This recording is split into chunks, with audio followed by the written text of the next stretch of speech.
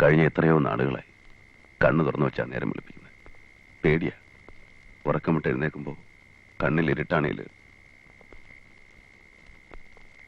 പിറക്കുന്നതേ കുരുടനായിട്ടായിരുന്നേല് ഒന്നും കണ്ടില്ല എന്നുള്ള ആശ്വാസമെങ്കിലും ഉണ്ടായിരുന്നു.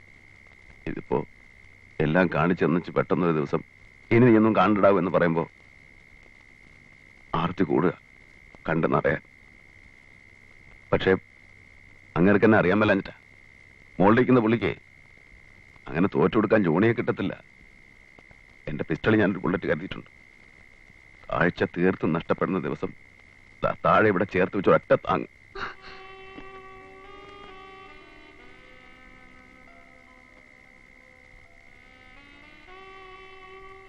അങ്ങനെ ഒരു തീരുമാനം അത് വേണ്ട.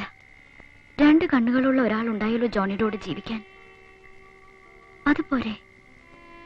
വേണ്ട ടീച്ചറെ, അങ്ങനെ ആർക്കും ഒരു ഭാരമായിട്ട് കഴിയാൻ ജോണിക്ക് പറ്റത്തില്ല. അതൊരു എന്നാ പറയുന്നേ, ഈഗോ പ്രശ്നമാണ്. ജോണി വേണ്ട. ഈ നിമിഷത്തിൽ ഒന്ന് ചേർത്ത് നിർത്താൻ കൊതിയില്ലാഞ്ഞിട്ടല്ല. കണ്ട അന്ന് തൊട്ട് മനസ്സിനെ ശാസിച്ചു നിർത്തുകയായിരുന്നു. വെളുപ്പാങ്കാലത്ത് കണ്ട ധ്രുവനക്ഷത്രം പോലെ നേരെ ചൊവ്വയെ കാണാൻ കഴിയും മുമ്പേ കണ്ണിന്റെ മുമ്പിൽ നിന്ന് മാഞ്ഞു പോകില്ലേ.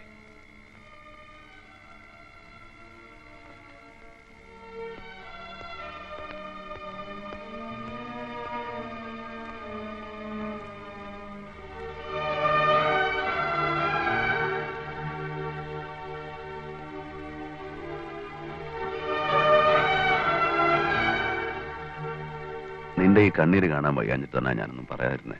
എന്തു തന്നെ ആയാലും എന്റെ അടുത്ത് ഒളിച്ചു വെക്കാൻ തോന്നിയല്ലോ അച്ചായന്. കളയടാ മോനെ, വിധി പോലെ വരട്ടെ. അല്ലാതെ പിന്നെ നമുക്ക് എന്നാ ചെയ്യാൻ പറ്റും? നോക്ക്, ഇനി എത്ര കാലം നിന്നെ ഇതുപോലെ കാണാൻ കഴിയുമെന്ന് എനിക്കറിയില്ല. അതിനു മുമ്പ് നിനക്കൊരു കൂട്ടുണ്ടാവുമെന്ന് എനിക്ക് കാണണം. എനിക്ക് വേണ്ട അച്ചായൻ, എനിക്കിനി ഒന്നും വേണ്ട. വേണം, എനിക്ക് വേണ്ടി. ആ ഒരൊറ്റ ആഗ്രഹം കൊണ്ടാ ഞാൻ ജീവിക്കുന്നത്. അതുകൂടെ കണ്ടു കഴിഞ്ഞാൽ എന്റെ കണ്ണിലെ വെളിച്ചം പോകുമെന്ന് എനിക്ക് ഉറപ്പാ. അച്ചായൻ,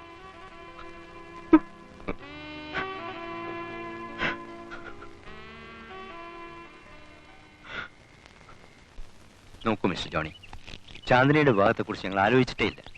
ഒന്നാമത് അവർക്ക് അതിനുള്ള പ്രായമായിട്ടില്ല.